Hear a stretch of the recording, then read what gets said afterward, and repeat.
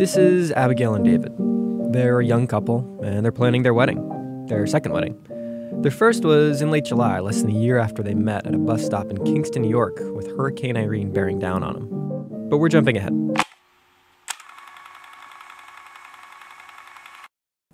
Around Passover in 2007, Abigail found herself without a Seder to go to. I sort of felt like, oh my God, I'm gonna die alone, and another Jewish girl in New York City dying alone. And so I had a friend who was not Jewish, and she was like, well, let's have a Seder. Let's just like do it ourselves. So she and I organized a Seder on the Lower East Side, right where my grandmother had grown up, above her father's tailor shop.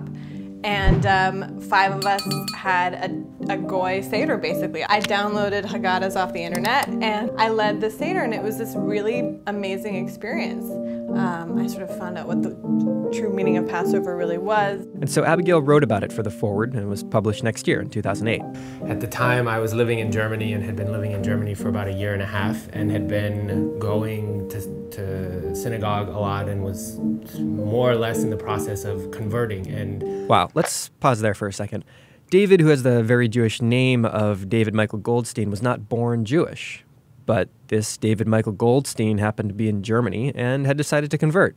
My decision to convert had a lot to do with where I was. Namely, I didn't really know anyone, which was sort of lonely on the one hand, but at the same time, I had all this free, I could go do things I had never done before and had always wanted to. And so one of them was I wanted to start going to synagogue to see what it was like. And when Passover came around, a mutual friend sent David the article, and he eventually sent Abigail an email. A long email. And I didn't really. It was that long, but it was long. It wasn't it was like maybe too long. Fair enough. It wasn't too long. It was just. It wasn't like, hi, I liked your piece, like goodbye. I mean, it was like, here's something about me and whatever. Yeah. And I didn't really know what was going on, but I wrote him back anyway. And they started a long email correspondence that quickly got serious. I think because we were so far away, and because we were both sort of, I mean, I was 33, he was 34, we were both at the point where we said, you know, we're looking for real partners, we want to get married, we want to have kids, like we want to, this is, you know, where we are in our lives. There was sort of no, we were very straightforward from the very beginning. It was almost like an arranged marriage, but we arranged it ourselves, you know. After emailing back and forth for months, David flew to New York so they could meet face to face. I arrived on a Friday, and we had planned to meet the following Saturday afternoon. Unfortunately, it was also the weekend Hurricane Irene hit the city, and Abigail and her family were up in the Catskills. So she said, you know, why don't you come up here? So I said, well, okay. I mean, I guess if it's not safe here, I mean, I guess, why? I mean, yeah, I don't want to be flooded either. So we decided this at like midnight on Friday, or at the beginning of Saturday morning, and then I went to sleep and basically got up around 5 and took the 7 a.m. bus to Kingston, and she met me at Kingston at the bus station at about 9 a.m. and that was when we first met.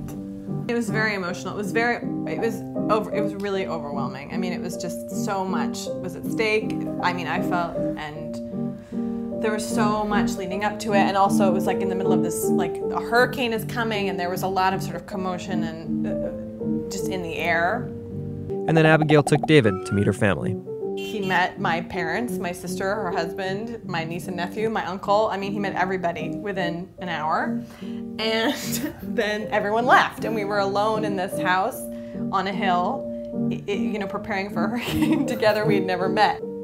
So they spent the night getting to know each other and trying not to creep each other out. It's like, I know I'm not like an axe murderer, so I just have to sort of convince her of that, and if she's an axe murderer, well, thankfully I'm bigger. After some more time in the Catskills, they headed back to the city for a few weeks of getting to know each other. I came back for another 9 days in October, and then she came for about the same time in November. And when Abigail came to Munich, David gave her a pretty special birthday present. I thought, you know, he was giving me a book, and I was like, oh, that's so nice. And then I opened it up, and it had all the letters that we had written over the course of 2.5 months. But it's just really amazing to have them all, you know, in this sort of age of like where nothing is ever printed out, and things are lost, and you know they're all online in the cyber world somewhere. Apparently the present went over pretty well, because they soon started talking about marriage. And because Abigail had decided to move to Europe to be with David, they had to do it quickly. My father said, well, why don't you consider, doing a small thing at the house where you were trapped in the hurricane together. And we were sort of shocked that we hadn't thought of it ourselves. And so they did. A small ceremony with family, just in time to head to Europe.